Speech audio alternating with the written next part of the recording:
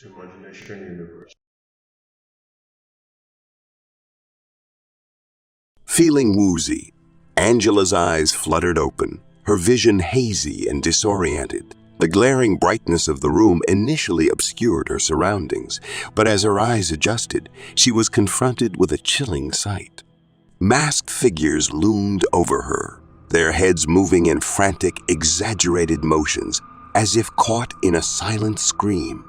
The deafening ringing in her ears gradually subsided, allowing her to hear their urgent voices. "Angela, you must stay awake and keep pushing," they shouted, their words punctuated by a sense of urgency. "You're almost there. Just a little more." Angela's consciousness slowly returned, and she realized she was in the midst of labor. Overwhelmed by the pain and her weakness, she had momentarily lost consciousness. Summoning every ounce of strength, she gritted her teeth and exerted herself, pushing with all her might. Finally, her baby girl was born, her cries piercing through the tense atmosphere like haunting music. The doctor swiftly cut the umbilical cord and attended to the newborn, ensuring her safety and cleanliness. Angela's eyes brimmed with tears of joy as her trembling hands reached out for her precious child. While Angela was caressing her baby, a nurse quietly approached her with a needle in hand. With a swift and stealthy motion, she injected Angela's neck, causing a sudden wave of dizziness to wash over her. Confusion clouded Angela's mind as she fought to comprehend what was happening, but before she could make sense of it all, she fell unconscious. When Angela finally regained consciousness, a disorienting haze enveloped her senses. It was pitch black, and she struggled to discern her surroundings. Slowly, her memory began to piece together fragments of her available memories. She realized that she had been left for dead in a desolate bush by the roadside. The last thing she remembered was holding her baby. Wait, where was her baby? A throbbing headache intensified her anguish as she frantically searched for her baby boy around, her heart pounding with desperation, hoping that they somehow left him in the bush with her. But her child was nowhere to be found. Who was she kidding? Of course her baby wasn't there. She was lucky to even be alive. Angela found herself in a challenging situation, having become pregnant in high school by her college boyfriend, Femi, who denied the pregnancy and disappeared. Her father was too disappointed to look at her.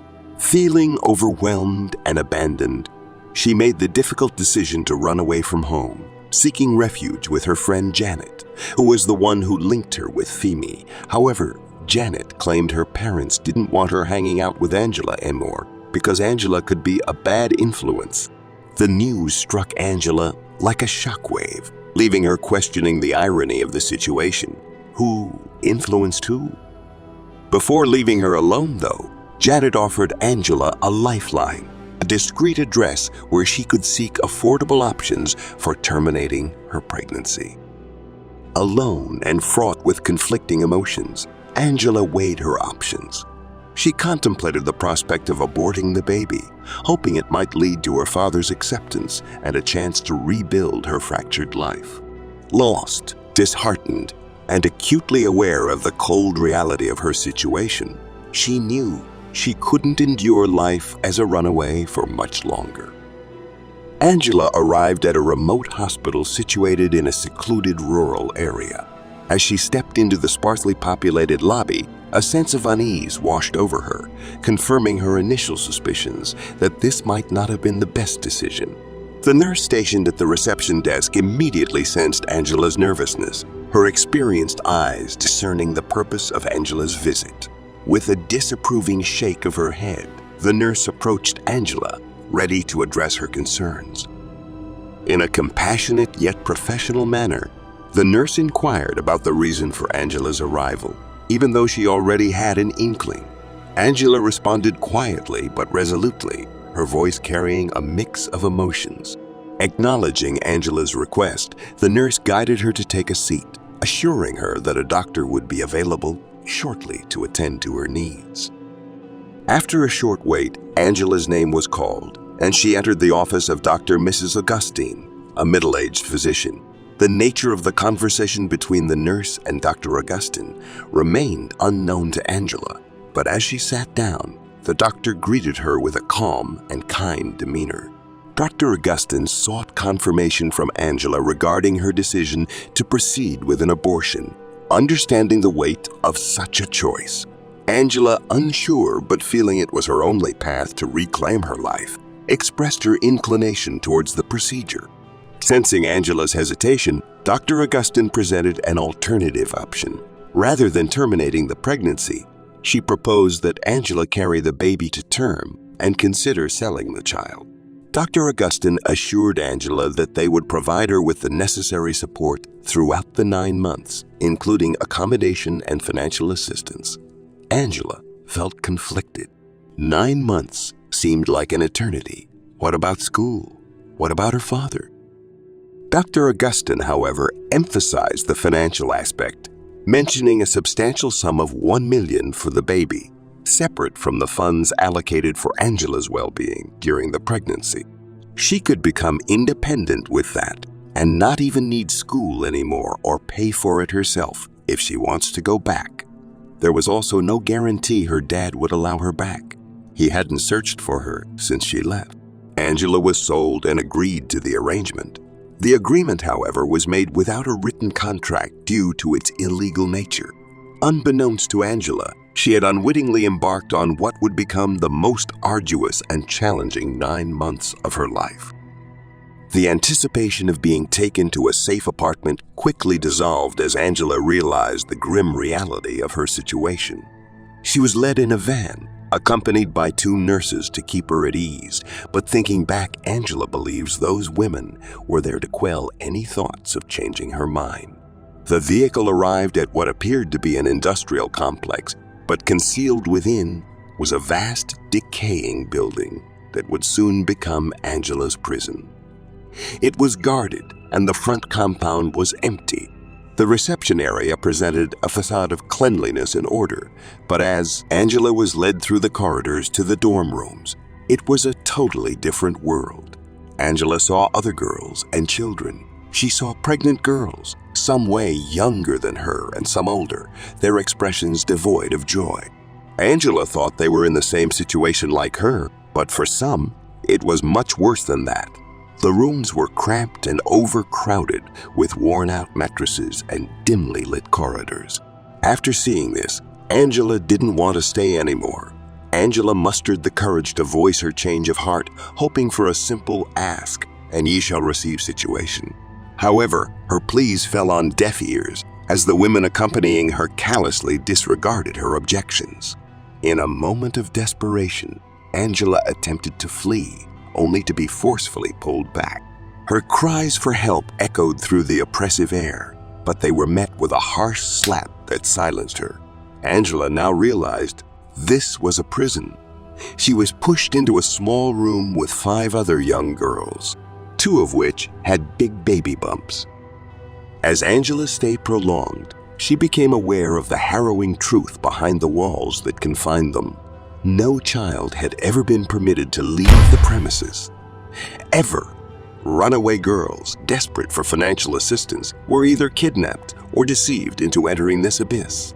Upon arrival, these innocent victims would suffer the unimaginable horror of being violated by a man, their bodies subjected to unspeakable acts to ensure their impregnation.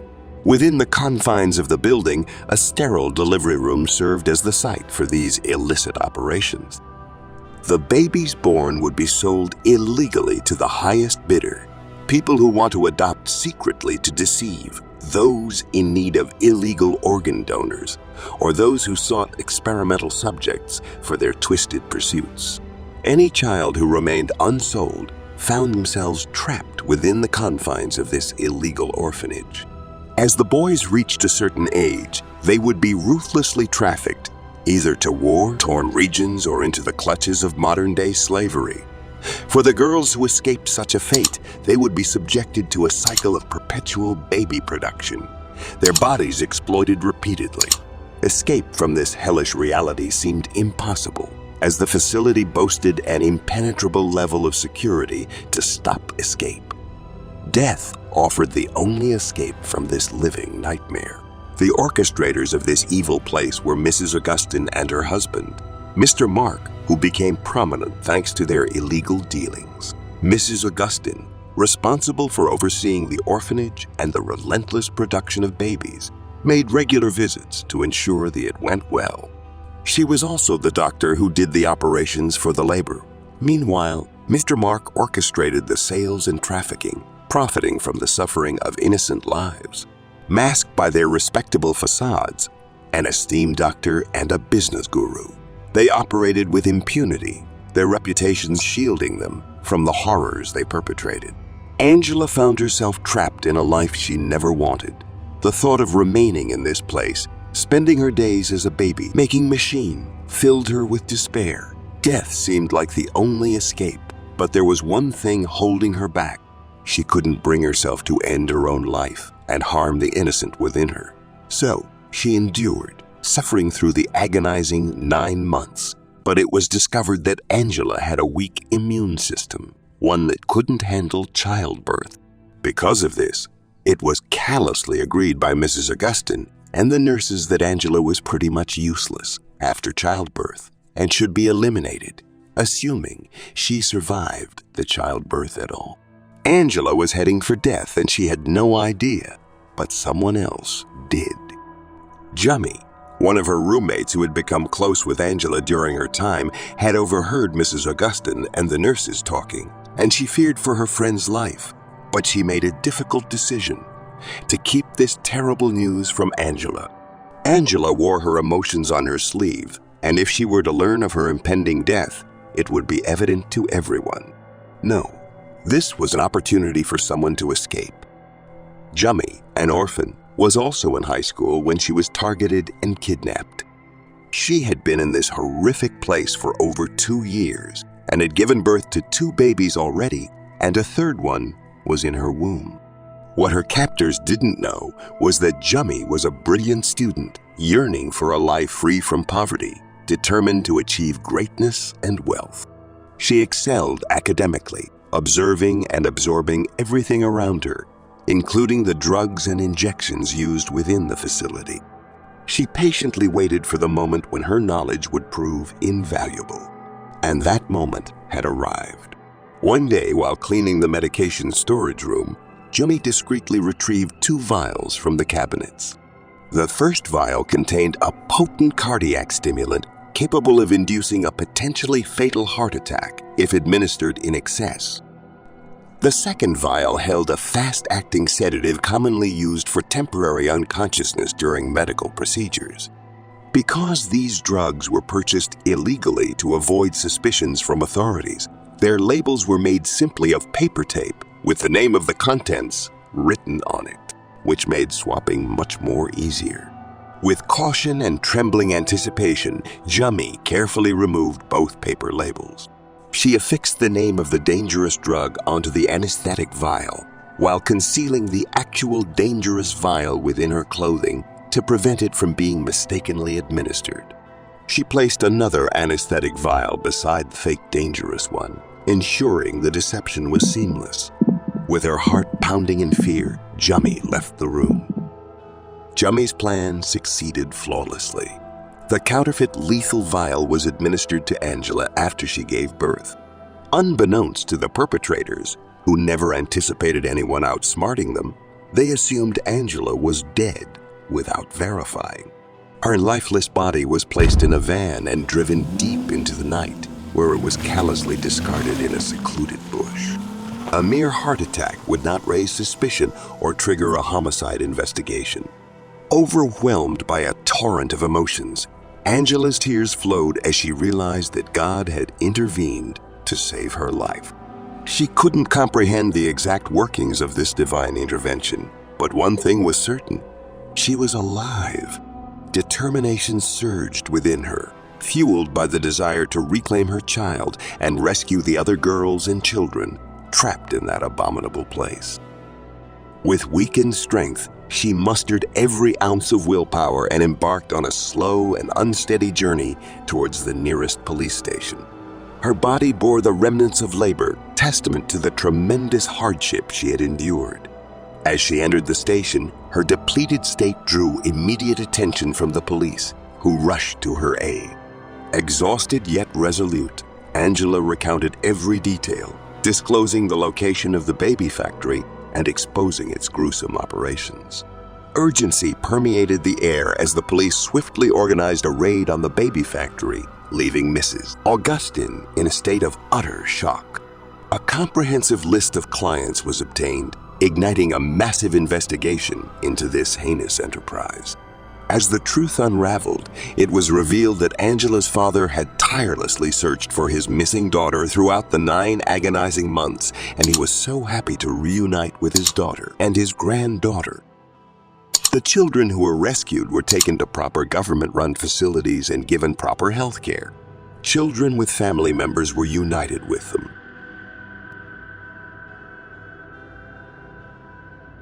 Please be vigilant in your surroundings. Be careful who you trust.